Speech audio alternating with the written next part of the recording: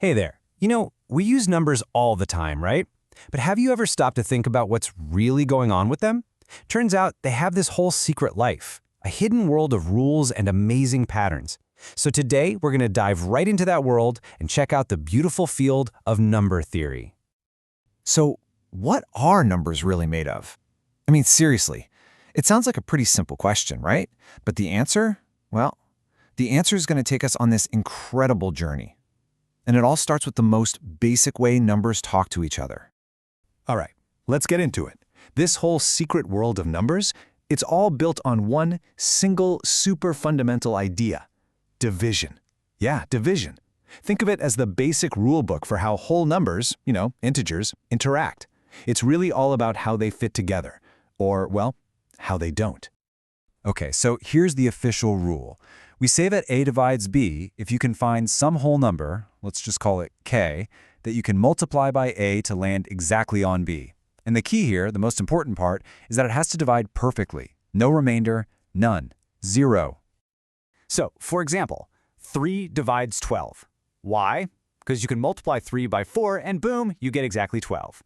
But 5 does not divide 12. There's just no whole number out there you can multiply by 5 to land perfectly on 12. It's just not going to happen.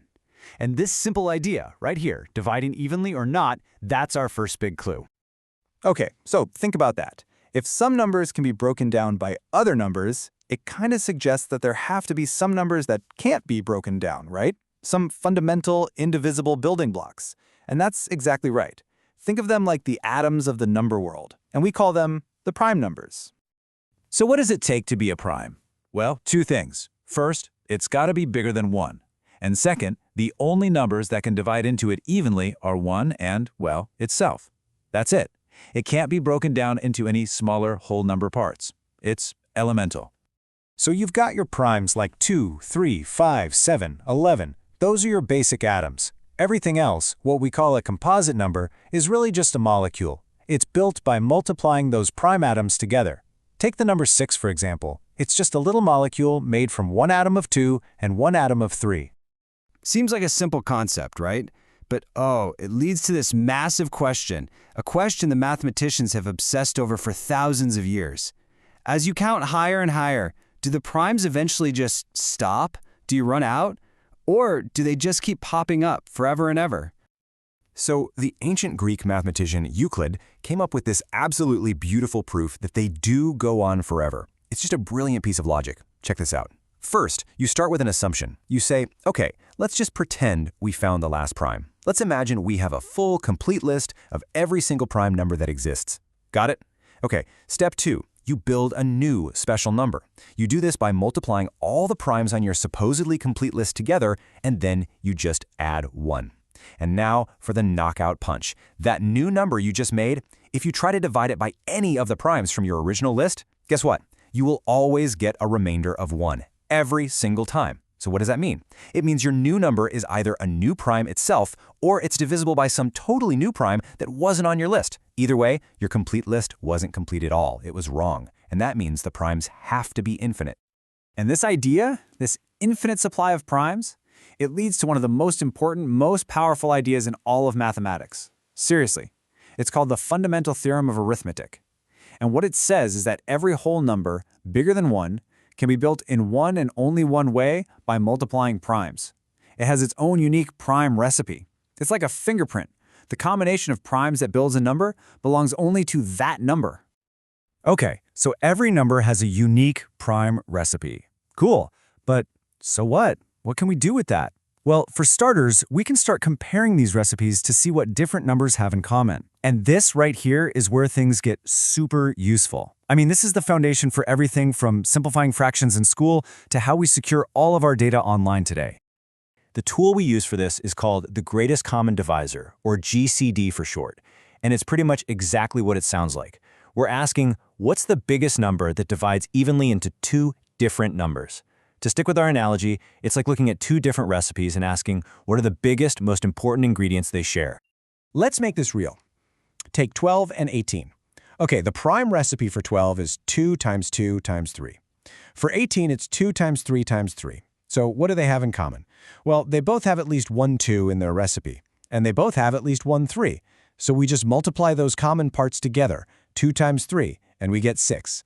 Simple as that. The GCD of 12 and 18 is 6. Now, that recipe method is great for small numbers like 12 and 18. But what if you're dealing with numbers that are hundreds of digits long? Finding all their prime factors could literally take a supercomputer years. No joke. We need a shortcut, a better way. And luckily for us, we have another incredible gift from our friend Euclid, a brilliant and ridiculously fast method called the Euclidean algorithm. Okay, let's try it out. We're going to find the GCD of 252 and 105. Step 1, you just divide the bigger number by the smaller one. So 252 divided by 105. It goes in 2 times, and that leaves you with a remainder of 42. Now, pay attention to that remainder. That little leftover is the absolute key to this whole thing. It's about to become very, very important. All right, for step 2, we're going to do a little shuffle. We basically forget about the original big number, 252. Our old divisor, 105, now becomes the new number we're dividing. And what do we divide it by? By our old remainder, 42. See how that works? So 105 divided by 42, that goes in twice with a new remainder of 21. And we just keep doing this. We just keep repeating this little dance, and the numbers get smaller each time. Okay, one last time. Our last divisor was 42, and our last remainder was 21. So we divide 42 by 21. And what do you know? It goes in exactly twice, with a remainder of 0. And that's our signal. The moment we hit a remainder of 0, we stop. We're done. And the answer? The answer is the last remainder we found that wasn't 0, which in this case is 21. So the GCD of 252 and 105 is 21. How cool is that? No factoring at all. So, up to now, we've seen how numbers are built from these prime atoms, and we found a super clever way to see what they have in common. But now, prepare for a pretty wild twist. We're going to take that little idea of remainders, the leftovers from division, and use it to build an entirely new kind of math. Welcome to a world that works just like a clock. The official name for this is modular arithmetic. And the big idea here is something called congruence. It's a fancy word, but the idea is simple. We say two numbers, a and b, are congruent modulo n if they both have the exact same remainder when you divide them by n. That's it. In this new world, we kind of stop caring about the actual number itself. All that matters is the remainder. The easiest way to get this is to just think of a regular clock, right? A clock works in modulo 12. If I say it's 17 o'clock, you know I just mean 5 o'clock. Why? Because if you take 17 and divide it by 12, the remainder is 5. So in the world of clock math, or modulo 12, the numbers 17 and 5 are basically the same thing. So how does this mess with our normal arithmetic? Well, let's imagine a world called modulo 5. In this universe, the only numbers that even exist are the remainders you can get when you divide by 5. So that's 0, 1, 2, 3, and 4. That's the whole universe. When you add and you go past 4, you just wrap around, like on a clock. So if you add 3 plus 4, normally that's 7, right?